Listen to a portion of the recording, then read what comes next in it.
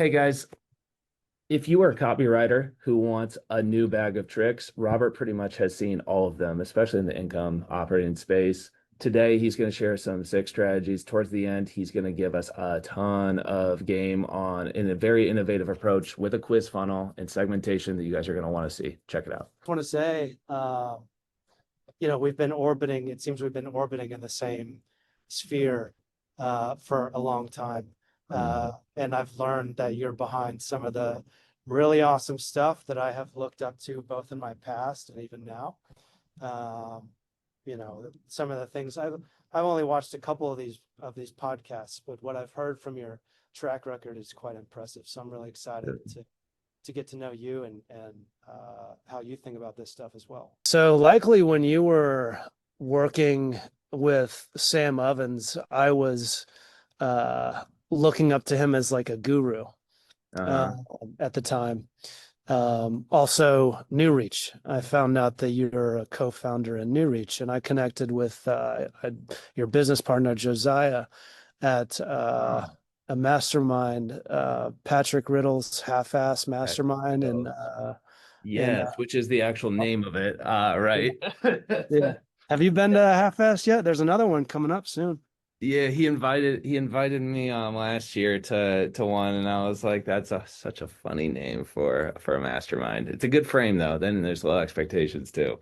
It's the coolest thing. I mean, it's just like basically a bunch of industry friends getting together and having some beers and getting to know each other better. And Sweet. like, there's no note taking, there's no presentations. It's just cool, which is like usually people's favorite part of the mastermind anyway. Yeah. When I ran my free one, it sounds like the opposite of it. It was just like all in depth and no experience or fun. I didn't plan anything fun other than being in the office. So I appreciate that though. Like that's what most people want when they come. It's just that deeper relationship in a casual setting. So where's the location? Well, it was in Charleston That's right. first couple years that I went, and then it was in Miami the last year that I went, and then I wasn't able to go last year because my wife was like 7 months pregnant or 8 months pregnant at the time, so I couldn't swing that one. But I think I'm going to swing down there this time. It's in Florida again. I can shoot you the link if you'd like. I'm pretty sure that I'm allowed to invite people. I have no idea. Worries. But I'll fire over that. I mean, I'll just send you the link. Cool. Yeah, no, like we know each other, and he's invited me before. But I would love to kind of experience it. Is it real estate people mainly, or what's the vibe of the room? Yeah, a lot of real estate, a lot of people from the family. If you're familiar with that mastermind, it's like the real estate thing. And not all real estate, like there's some crypto people there that I ran into. But it's mostly people that are related in the real estate world. But it's just a good time more than anything. So I got to meet Josiah there a couple of years ago. We were pickleball partners, actually. I don't know if you'll remember that. Oh, we were pickleball partners, and I see him walk by here. I'll bring him in and have him ask some questions myself. But I've played pickleball with him and against him too. Good pickleball player, at least like he was last time we played. Oh, he was carrying me, bro. I was so out of shape at the time. That's funny. Yeah, Josiah's the best, and I couldn't have asked for a better business partner, to be honest. He's been a huge blessing. Yeah. So how'd you and Dan meet originally? Well, Dan, so I let's see, how far back do we go? I got into I got into this world in like mid 2018 or so. Okay. So about 8 years, and early 2019, having eaten a lot of shit with my first client, I basically found Dan through a mutual friend of ours, and learned of his coaching group and basically sold him on joining it. And so it's like I was dead broke at the time. I had zero success in this business at the time so far. And I was like, I had just landed my first copywriting client um, at the end of 2018, and this was the beginning of 2019 when I hired him, and I took out like a couple credit cards and paid Wow. him for a couple months, and that was actually like where my first win came from. And then I was able to make enough in royalties to like keep him around. And yeah, I mentored under Dan for, well, ever since like 3 weeks ago. He's no longer doing that coaching group. He's on to bigger and better things. But Wow, you uh, caught a legend in a certain era. Yeah, that's helpful. yeah. Yeah. So I was listening to that podcast that you did with Dan, and yeah, it's like a similar situation how he kind of stumbled into his perhaps purposefully stumbled into his relationship with Aaron Winter. I was able to do the same with him, and is yeah, life changing. Sweet. Dude, so that's what I'm curious back before then. Before you said you were struggling, what got you in, or what was the tipping point that got you into this corner of the internet? Oh man, well, I fell into it in a very similar way to the way that my market falls into it. So I specialize in the income opportunity market. Sweet. Uh, Let's and go. so yeah, and so a lot of those uh, well, basically towards the end of my college experience, I went through a really tough breakup. And one of the reasons why she left me, she was like, I just think you're gonna stay stuck in this city forever. It's like this broke college town. Whoa. I was like, I Whoa. was bartending at like basically one of the poorest little towns in America. Where's that, or what's it close to? It's close to Valdosta State. I was in Rimerton, Georgia, Okay. bartending there. It's like this little town in the middle of Valdosta. And yeah, so I was bartending there like 6 months after graduation. And yeah, just not doing so hot financially or emotionally. And I was like, all right, time to make some changes. So I Googled how to make money on the internet as a writer.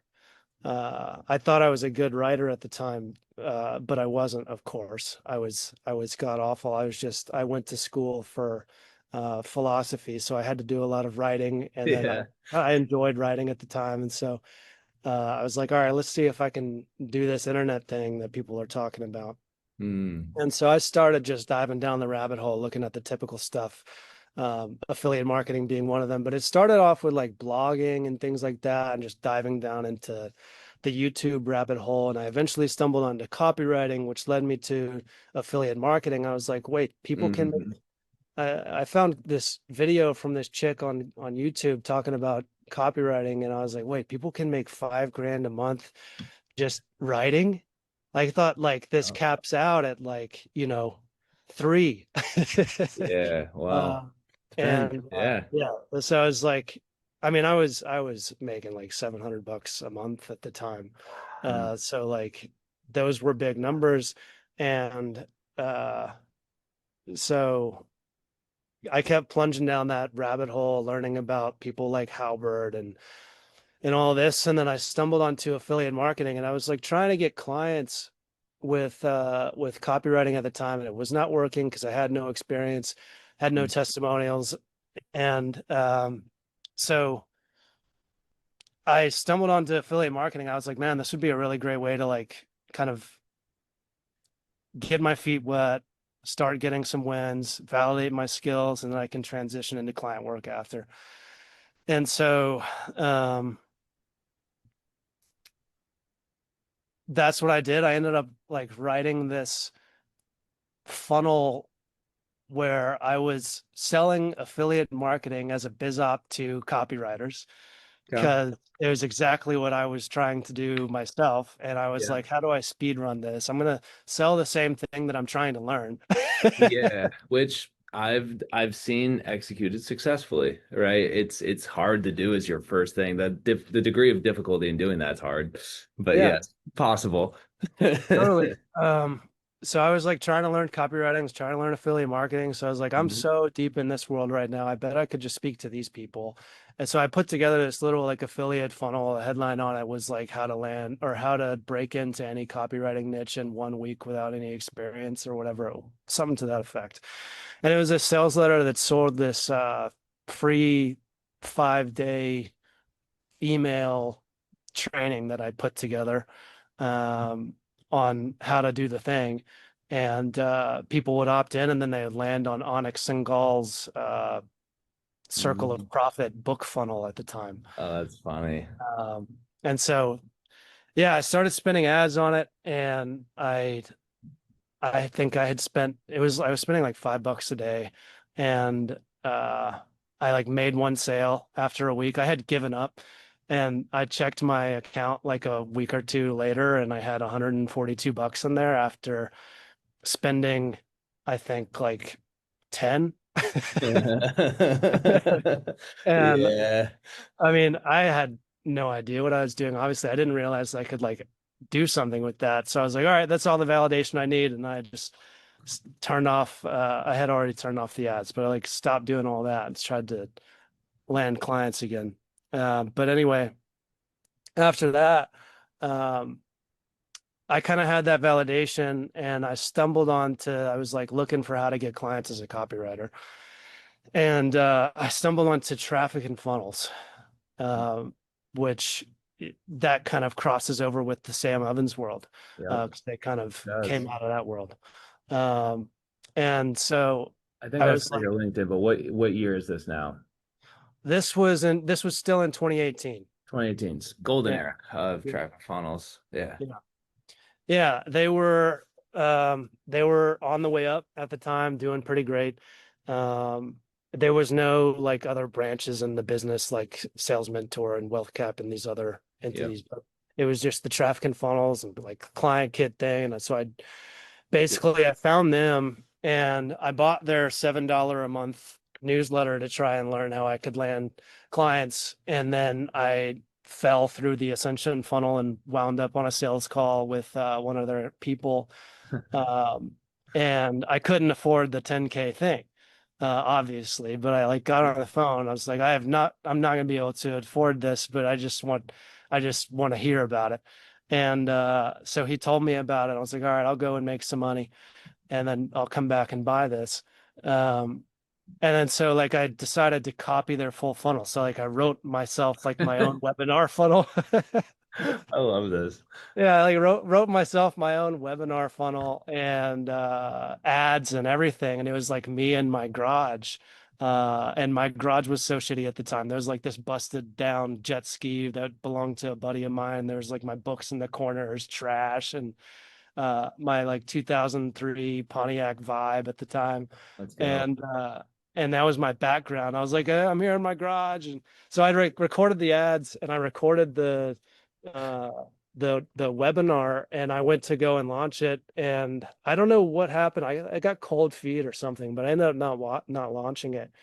Um Yeah. and because the idea it was because of an idea.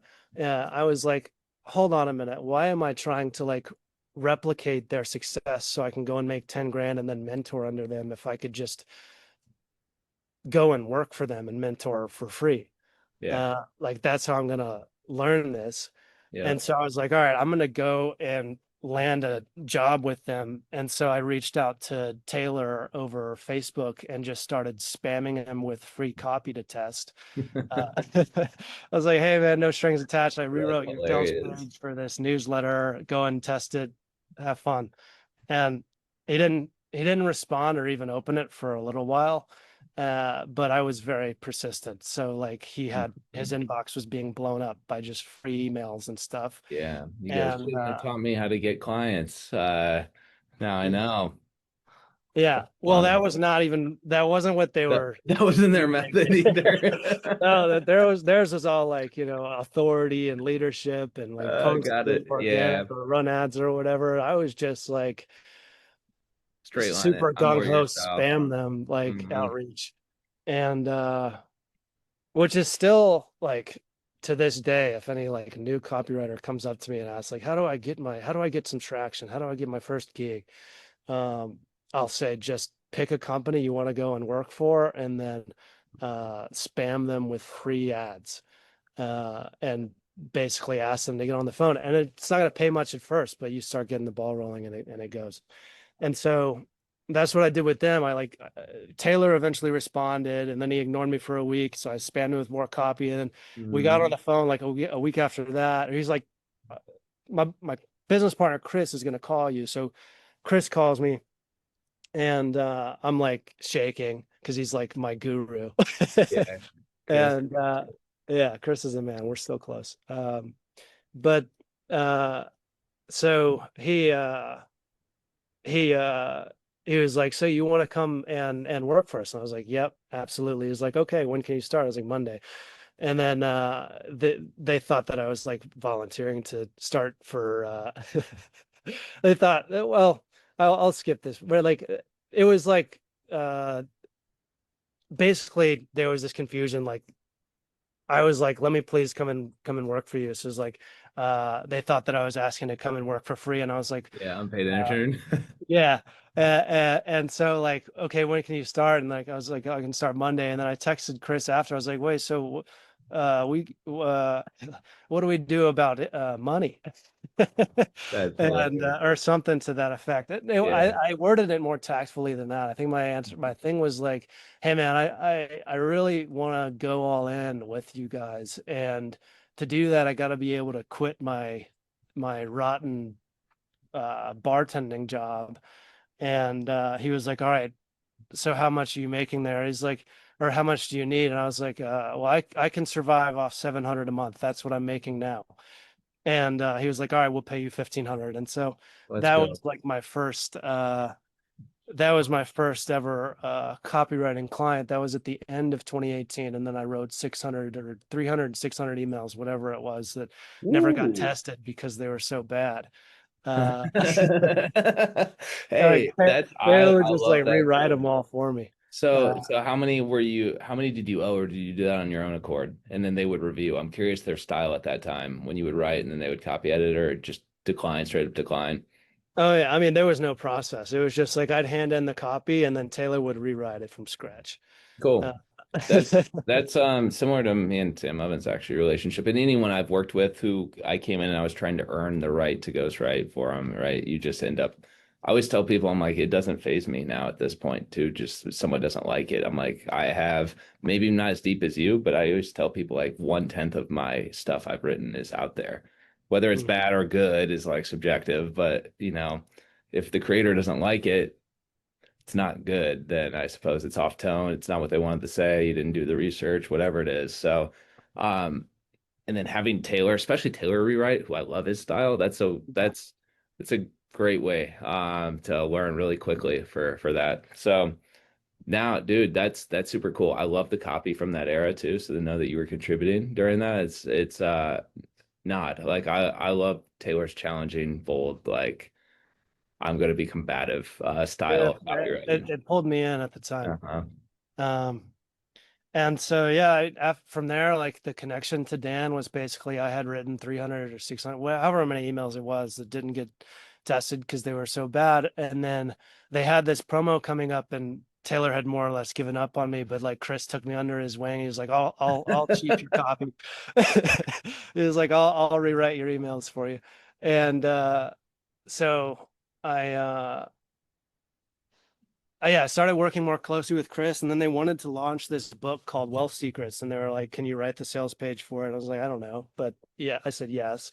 I really didn't know, and and that was around the time when I was like, I gotta find a mentor to help me out here, and so my plan was, I had heard of Dan, and I knew about the group, and there's like 4 people in his mentorship, like copy coaching group. And I heard about that, and I devised this plan to aggressively sell him on letting me join and then taking out a credit card to actually do it.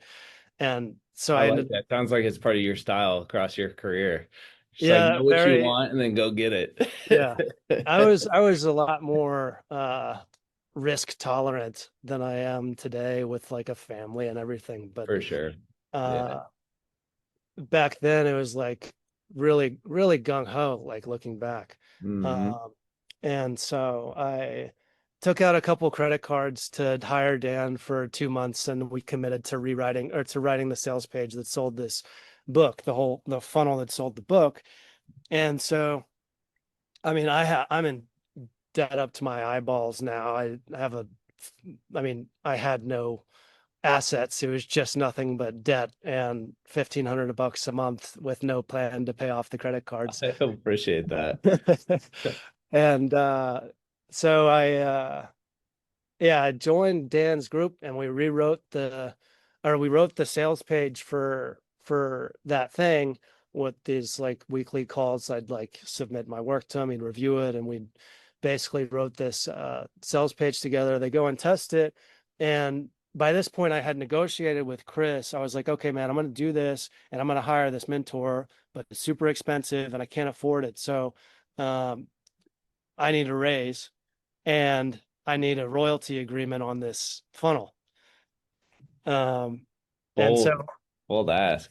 yeah, and yeah, I don't know. I can't remember if it was like that direct, but it probably was something to that effect, because like very, I was in a tight spot.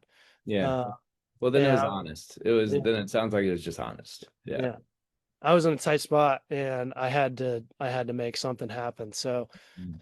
I was like, here's what it is. What can you do? And like, here's the cost of this, and my situation. What can you guys do in order to help me fund this education? And they're like, all right, we'll bump your pay to 3,500 a month, and we'll give you an X% royalty on this funnel. And so I go and write the funnel with Dan, and it works. Um, and thankfully it works, and I start making like just barely enough to pay him. And so I leave my apartment down there in South Georgia. I move into my mom's basement, and just all the money that I'm making for the next 6 months just goes straight to Dan for mentorship. um, and after that first funnel, there was another that also worked, and then by this point, these offers were spending like a 2 or 3 grand a day. So it was like decent money for me at the time. And then I wrote a big winner for them that turned out to be their biggest winner in history. And it was their biggest winner all the way through to the end of the business. It was an offer called Inbound Closer. It was like this biz op that Mhm. sold Hmm. high ticket sales. Yeah. And so I wrote that funnel, and that thing just took off like a rocket. Like, I mean, we were at 6x ROAS on Facebook on day zero, just the front Locked end. in. And Yeah. we saw those numbers, and we were like, all right, gas pedal. Yeah. uh, Indeed. and so that thing ended up scaling to like 50K a day in spend. And Whoa. we started a whole like publishing branch that ended up launching uh two more no two more or three more two more uh two more sort of brands or funnels or profit centers, and both of those smashed as well, but never saw the light of day because the whole uh, thing kind of caved in on itself, Mhm. which has a lot of really painful learning lessons that I'm open to at least sharing a couple from. But um, so there was one book funnel that scaled to 100 buyers a day before we even had, not a book funnel, it was this biz op teaching how to start a bookkeeping business. and it scaled to 100 buyers a day, $97 offer, 100 buyers a day before we even had an upsell live. And then Yeah.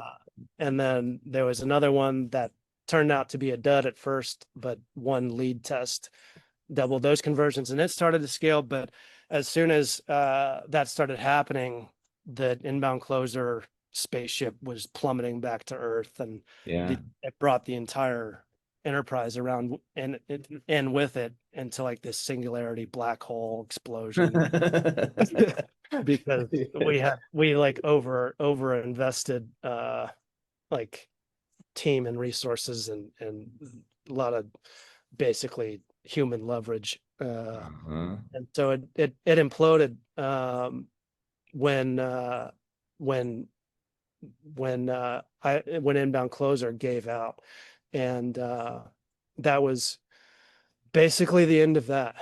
But that's kind of how I was able to get my foot into this industry. It went into freelancing from there. I met Patrick. I started Yeah. working a lot with Patrick, and now I'm his copy chief and senior copywriter at Awesomely. This is a Oh, publishing cool. company, come niche. Sweet. Yeah, so super close orbit, you and I, over the years. Amazing. Yeah, like last time I saw Patrick, it was at WebinarCon, and I didn't even know to the depth of Awesomely. I met Patrick 2014 or so, but just over, I knew him as an affiliate partner at Clever Investor. We would he would buy solo drops on our list, and to buy the solo drops on another real estate email list, you have to have really good singles or email copy. And I told him his I still remembered sublines that I sent for him. I'm like, bro, used to swipe those because the like earnings per click were, it was the best on any single affiliate email I'd ever sent to the list. And his best one was just assignment contract was the sub. Mm. And I was so mad that that beat pretty much anything that I had written up to that point, even internally, and I knew who the list was. So I was, and certainly it was number one affiliate offer. So I was like, dang, super simple, very clear headline, gave people what they wanted. He just knew the market better was my kind of takeaway from that. So you working with him, what have you learned or observed is like the copy chief, or what has come to form both your own style of how you win at copy and like observably from him at Awesomely? Yeah, great question. Dude, and Patrick is the man. You know, I've gotten to hang out with him a couple times at these like half-ass events and all that, and he's Hmm. just such a cool dude, even outside of business. But yeah, he runs a great ship. He's a really amazing leader and operator, and but his role, uh, especially in the earlier days of me coming on board or starting to work with him, uh, he was really he was the one putting together the offers. You know, like he would go and look at the guru or the publishing partner on the back end, and be handed this like mountain of information about what they do and what they sell. And so basically his superpower was consuming all of that and identifying like the one thing that's actually going to smash, like the one Hmm. strategy, the one sort of hook, the one product, um, and then sort of architecting the ascension funnel um, back to front based on what they were selling in their high ticket program. Okay. Um, and so uh, I picked up a good bit of that. And which is really cool for me looking at it, because it's really similar to how I started evolving myself as a marketer. Um, in most of the situations that I've stepped into myself, it's been like I've got this control funnel that's doing 10 grand a day or whatever, or I have this mountain of information about like an offer that's about to launch. Um, and then my job is to find the singular idea that's most likely to smash, and develop it, and then structure the funnel and structure the front end VSL, and then draft and polish the whole thing. And so that has really aligned well for me, getting to work so closely with Patrick. Our sort of strategies aligned really well. So yeah, that led to some good control funnels there. How how do you guys differ in extraction of the big idea? It sounds like you guys both excel at that, but do it maybe in slightly different ways. How are you filtering it out? Yeah, that's another good question. I don't really know too much about his process. I could probably speak to it to a degree, but he and I haven't really dove into those weeds together. So maybe Uh, maybe between one of these two options, because I've noticed that actually there's three different ways I've seen copywriters extract or focus in on. Some more like product market fit, so but they choose one first. And product, they think about the brand and the tone and what they do exceptionally well, and then try to match it to the market. Others I see match from market problem to what the person is good at. And then the third group is those who look at competitive analysis, I think, first, and they're like, what, where can I position different? yeah. I generally fall into the third Mhm. category, but if there's not much competition, you're first mover, then you got to do one of the two. Yeah. First ones I have found. Is there something that he's doing maybe even different or than that? Yeah, and I love the way you broke that down. I hadn't sort of put those three together in my head. The way that I had thought about it in the past myself was like, you either start with the market or you start with the solution. Yeah. And but you're bringing in start with the comps, which is really what I've been doing myself more. I might need to move into the light here. No, you're, Uh, yeah, you got dark all of a sudden. I mean, yeah, it's getting dark. I don't mind, but if you, whatever you want to do, Okay. Um, anyway, so makes your aura actually more mysterious and dark now. nice. Just this like dude lurking in the shadows on the Yeah. internet. Uh-huh. Classic direct response copywriter, I guess. Right. You just need like a cigar now, and then we'd be set. And a magic system to sell. Yes. Um, anyway, so yeah, I've kind of gravitated towards that comp beginning myself, and Cool. in particular with AI and my last project where I used a lot of it to develop the idea of stepping into a new market for my work. And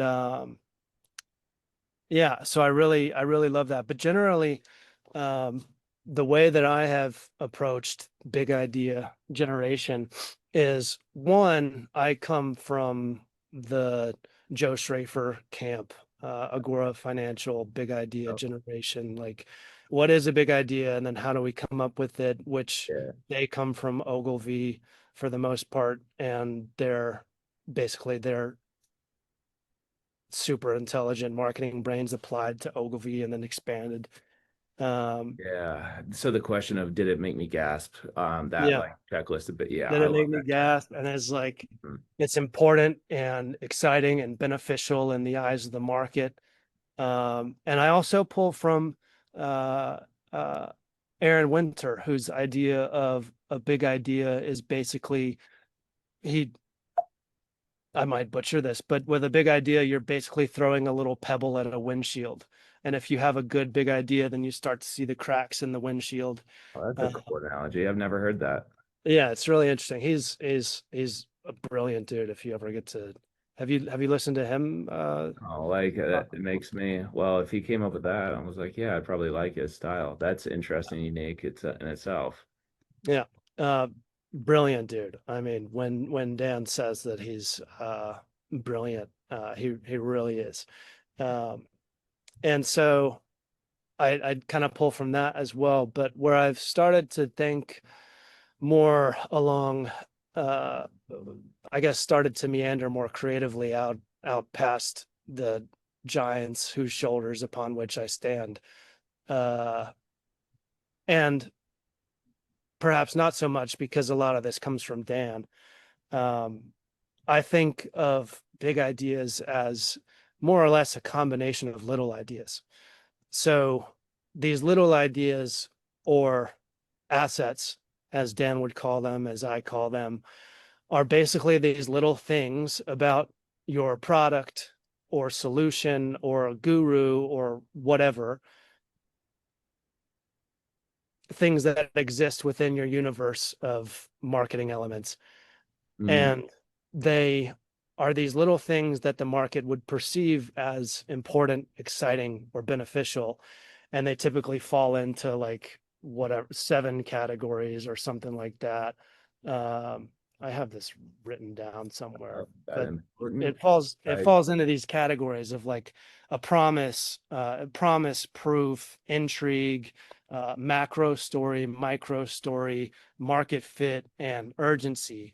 And so like I filter It's a all cool. of the inputs that I consume, like the product, an interview with the guru, the control marketing, whatever. And I uh, consume all of that through the lens of I'm hunting for buried assets. Mm, And I'm looking for these little things that the market would perceive as important, exciting, and beneficial through the lens of promise, proof, and these other filters. And I literally list them out like in a document, and then I start mm. combining them.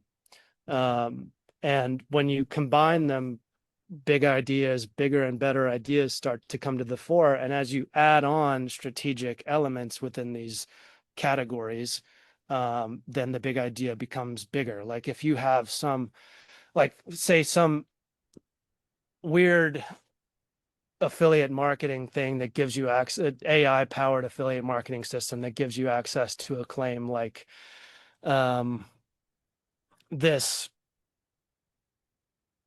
3-click chat GPT hack turns your phone into a money vacuum that sucks cash out of the internet, Pretty good. then I like that.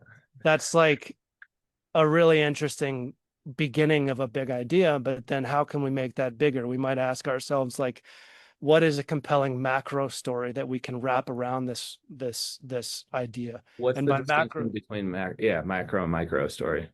so macro story is like what's going on in the world, the economy, the news, like think macro picture, what's going on out in the world. And then the micro story is like the story of what's going on internally for the market and for the hero that goes along the hero's journey, Mm-hmm. uh, for the market to discover and External see great. market condition. Okay, yeah, makes sense.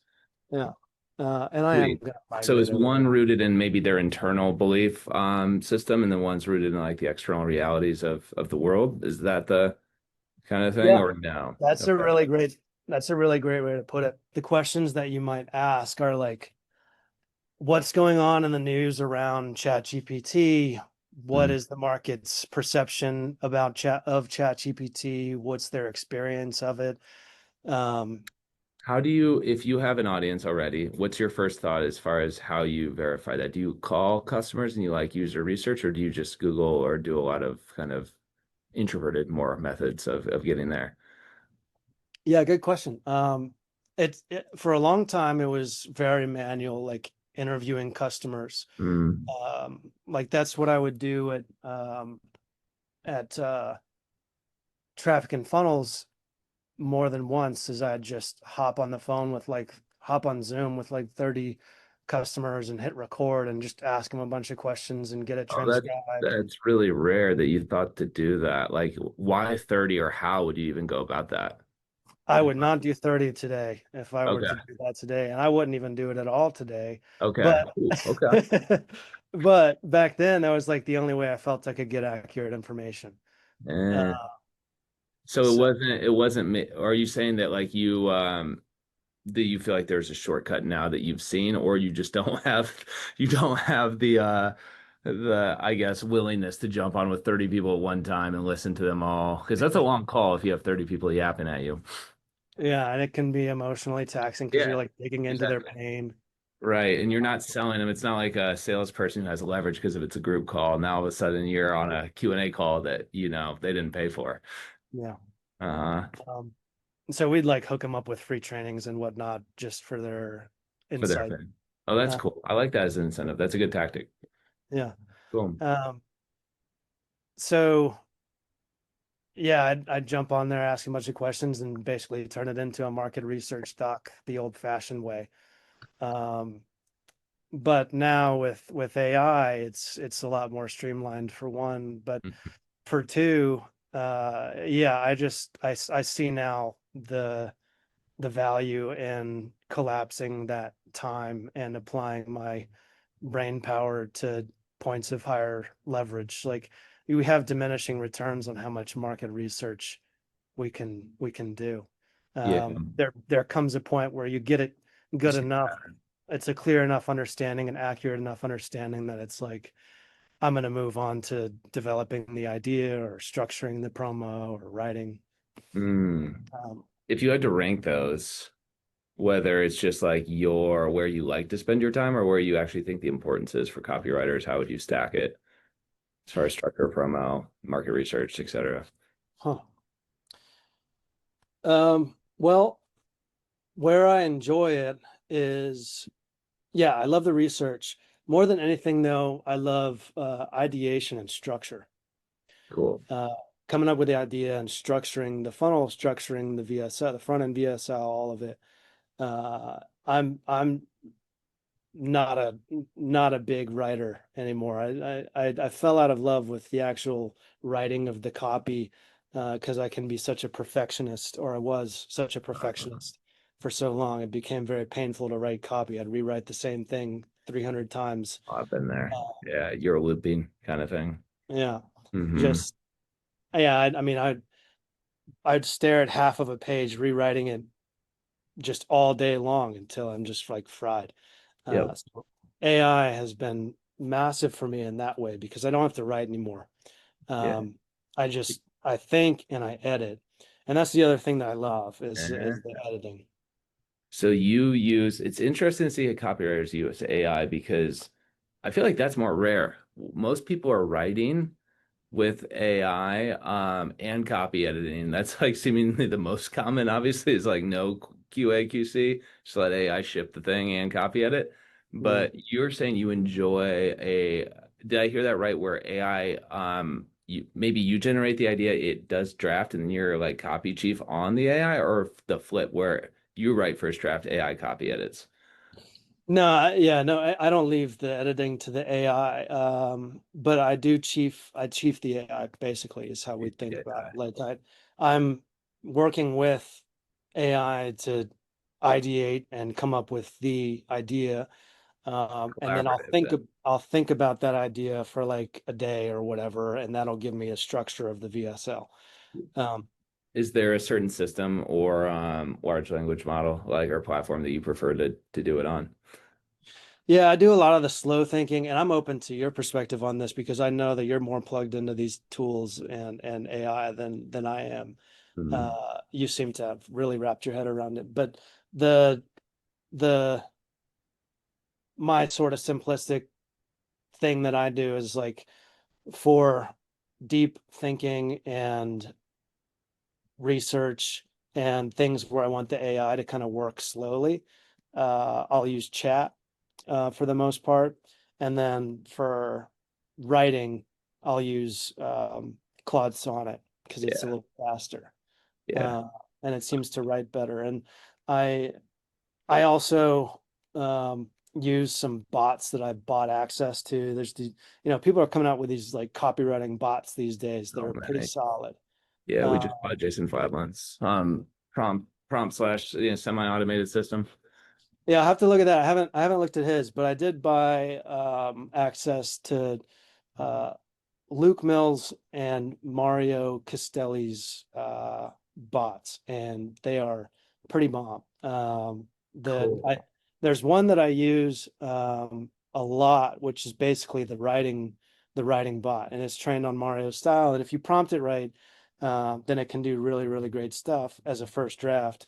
And That's good. so yeah, I spend a lot of time like refining the idea, and then I'll spend a couple days structuring the VSL, working through the basically weaving together the macro structure and the macro story and micro story.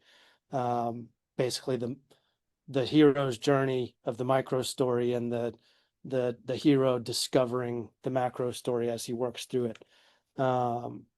And that leads to the secret, and then eventually the product. And so I'll think through that's one sort of templated structure that works in this space. But Mm. uh, I work through the structure, and then I basically, by the time that I sit down to tell AI to write for me, I have a full market research doc with every deep insight you could possibly need on the market. What format do you prefer? I remember working with Cole on STA launch, and he was basically an empathy map or breakthrough advertising style kind of research method. I see some people use RMBC, RMBC, RMBTC, RMBC. I think you know what I'm talking about. Is there a format that you prefer? So the sort of filters that I've been using are with another one of those guys' bots. They have this build a buyer bot, which is like Cool. basically it spits out a really awesome structure for market research. It's got like the major emotions you need to filter by, and like Oh, cool. the specific moments that they experience particular Yeah. emotions, and their beliefs about their solutions that they've failed at, and the ideal transformation, what they don't want to do to get the result, like the without statements and even if statements that come in copy.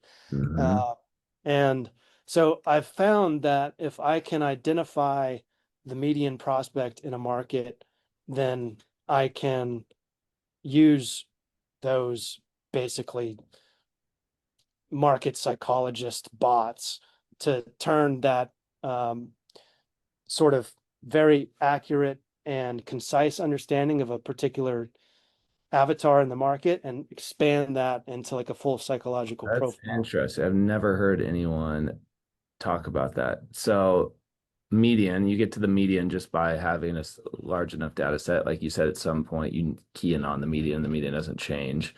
Yeah, and Uh, I mean, AI has enough stuff in its brain that if you just have a conversation with it, and tell it to research things when it needs to research things, and like help define the market, then you can get it to identify basically your median prospect. And then I'll also identify like 3 or 4 prospects on the periphery of the median to make sure that I'm hitting the outliers who might represent smaller segments of the broader market, because AI has this tendency to over optimize copy for the avatar that you're writing to, and you run the risk of alienating a lot of the market if you just write to one person that intentionally or intensely. And so like the intrigued in by these that expansion. So how do you do that? Most people like I don't even know how I do that necessarily. I don't have like a thing that comes to mind which part?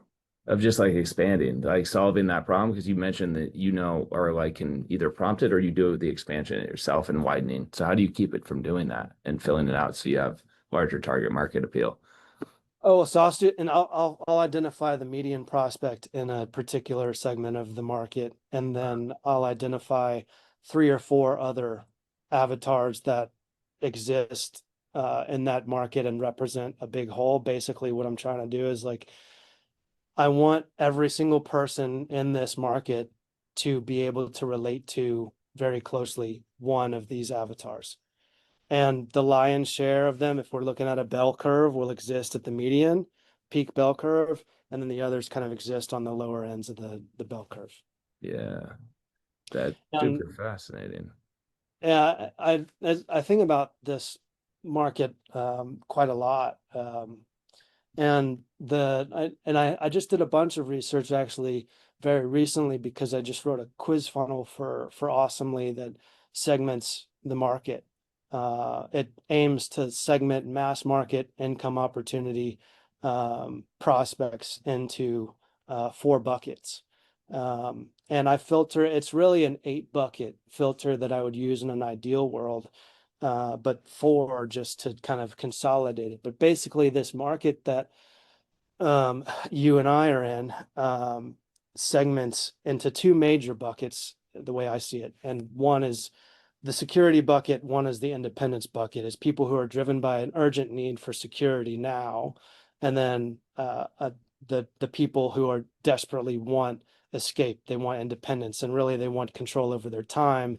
And that shows up in all the different ways that we see in the marketing. But um, then it segments further by demographic, right? And so like I we have the security bucket, and that's like 80% of the market probably, and then we have the independence bucket, and then we have people in their 30s, and then people in their 40s, people in their 50s, and then 60s in each.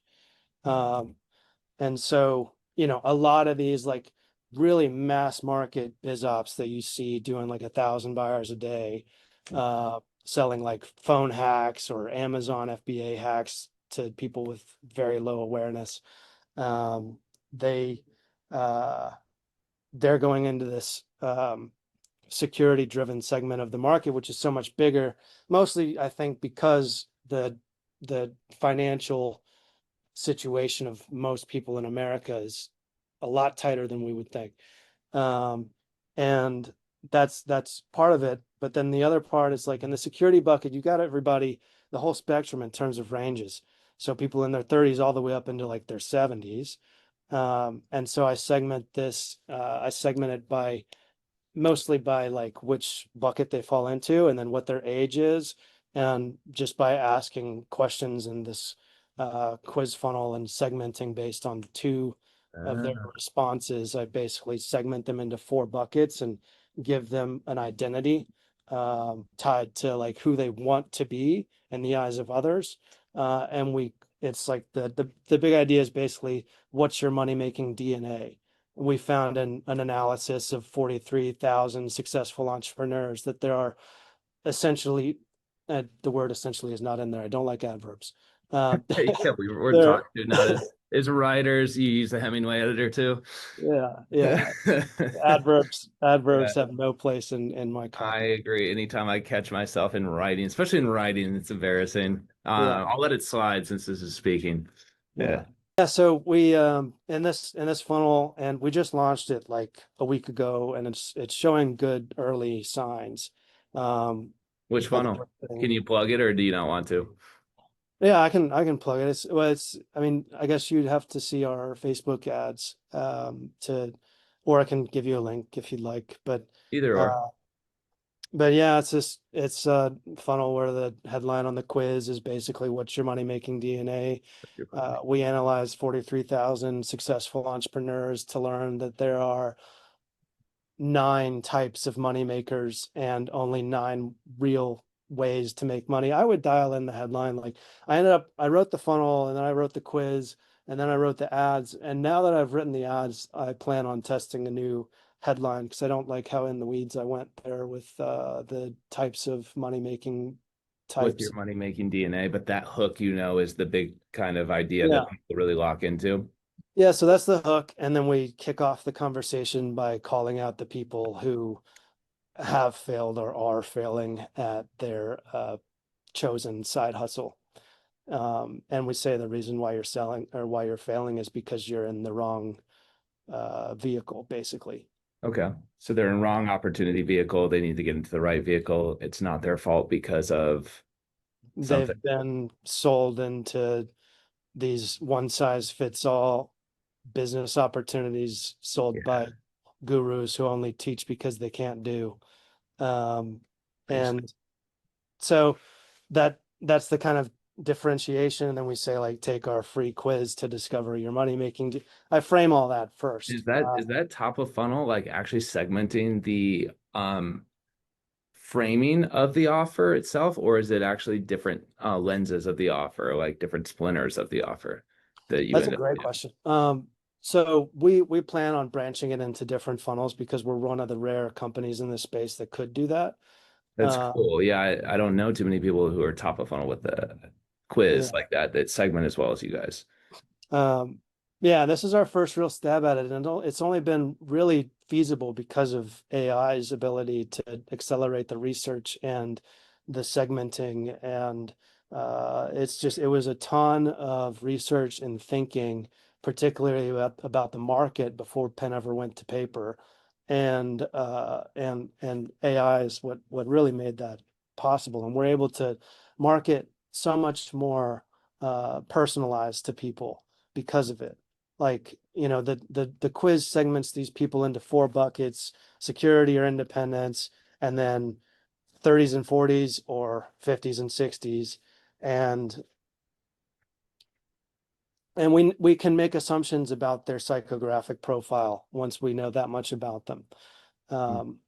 We know that the majority of the market, the biggest people, like the biggest pool, is going to be 50s and 60s security buyers, and then probably 50s and 60s. And this is actually what we're seeing in the early data too.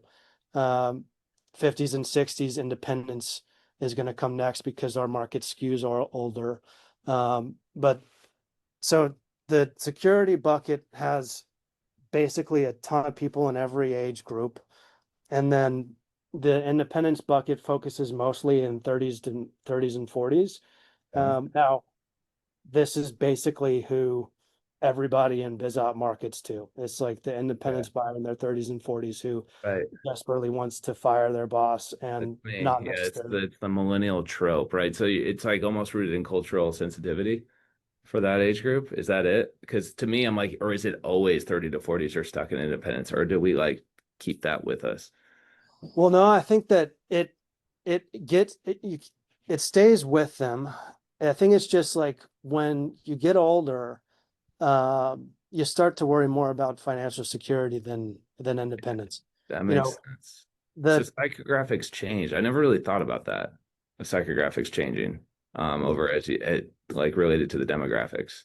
That's super interesting. Yeah, they do. They start to skew far more heavily in the security driven bucket as they approach retirement. Okay. So Um, financial security is 50s, 60s types. yeah. Um, and so, but like there's still 50s and 60s independents. And what we're seeing in our funnel right now is that segment is hitting harder for us than any of the 30s and 40s. It's basically like 50s and 60s security, 50s and 60s independence, 30s and 40s security, 30s and 40s independence. Now, one interesting thing to note there is like the smallest segment of the market that at least we're able to pull in and filter with our current top of funnel face, um, is the smallest segment of the market, at least that we've seen. And everybody just focuses on that. And that makes sense if you're selling things like, um, I don't know, some super technical digital side hustle like digital marketing. You're not going to sell that to like a 55-year-old car mechanic. Yeah, hopefully. But Well, I've seen it done. But yeah, yeah, I I mean, hear you. it can be done. Yeah, yeah. And there is one business I can think of that does that really, really well, actually. It's the Entra guys, the Jeff Lerner. Oh Uh, yeah. yeah, Yeah, they do there's that really well. obviously there's ways to I know what you're saying though, is like you're selling black box digital marketing systems to 55-year-olds and knowing they're probably not going to do much with it. Yeah. Yep. Uh, so that's one of the things there, but also like the independence people are further along financially in terms of like the hierarchy of needs. They Mm. have their security needs sort of covered, and now they're like, what's next up the rung of aspirations? It's control over one's time, uh, and or just You're control. absolutely right. It's you get what I'm saying. So control Yeah. over time, control over location, control over your life. So it's really agency that segment is after, not freedom, but they call it freedom. And so, um, Agency freedom, the ideas of agency freedom, independence, and control, and how they interpolate. I 100% agree with your assessment. Yeah, those who value or seek independence at a certain point, they integrate and bend towards like wanting more control, whether they like articulate that as agency, almost never, but I think you're absolutely right. That makes a ton of sense. I've never thought about it like that. Yeah, I think it makes sense to me too, and it's not something that really I noticed until this last deep research that on the segmenting funnel. Uh, Mm. And what are the other but two buckets? The independence, financial security, and I'm blanking now. yeah, so there's 30s, 40s, 50s, 60s along one side of the matrix, and then independence and security along the other side of the matrix. Okay, so that gives you the 8 total. Yeah. Okay, got you. Yeah. Understood. Um, yeah, so that funnel segments them into uh, four buckets. It consolidates the age groups basically. And when I know that much about who's watching the VSL, it's really easy to write to them because like with the deep research that I did and the avatar development that I did, it's like I had a median prospect and other avatars, really accurate, really deep research on uh, every segment. And Mm. so then, I knew I wanted to go with this like money making DNA big idea. So it's like, how do I give them the identity that they really want to step into in a cool way? And I wanted to label each identity. And basically, it's like once you know your money making DNA, then the best money making opportunity for you just like jumps out at you instantly, or you're able to find it instantly. Um, and so I gave them these identities like the security 50s and 60s was I'm going way back. Not the veteran. Yeah, the It veteran, the could be. work. Yeah. It is I called it the veteran DNA. Uh, And what I mean there, and I say this in the lead and of the VSL, but it's not like military vet, it's like workforce veteran. yeah. Uh, these people have um, a lot of their identity and self-worth tied up in being around for a while, like Mm. being in the marketplace as a working Longevity. man, um, like more experience and real world experience. And they hate the 30s and 40s independence bucket because they're like telling them that their work experience doesn't matter anymore and they're going to be replaced by AI. Uh, yeah. So That there's is tangible and I get it. So it's finding like what's the common identity group shared identity that you can create and dig into.